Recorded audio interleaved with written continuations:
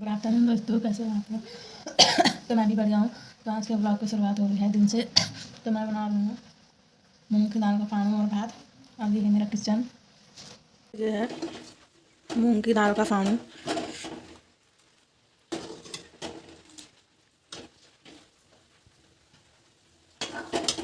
और अभी मैंने चावल चढ़ाने हैं।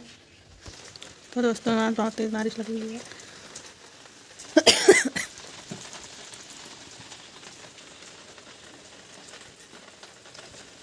तो दोस्तों आज सावन का आखिरी सोमवार है और मेरी तबीयत ठीक नहीं।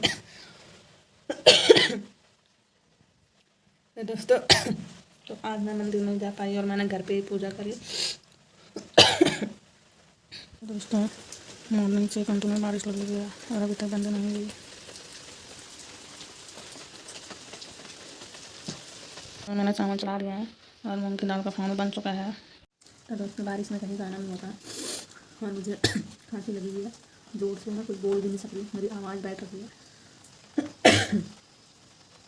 तो मैं कहाँ जाऊँ दोस्तों? खांसी का कोई घरेलू इलाज है तो ज़रूर बताना।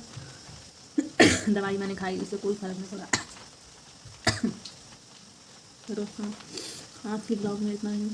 और ये मेरा दिन का रूटीन है दोस्तों। मैं दिन में खाना बनाती हूँ, बर्तन धोती हूँ और कुछ सो जाती हूँ। इससे हवा में कुछ नहीं कर सकती बारिश में।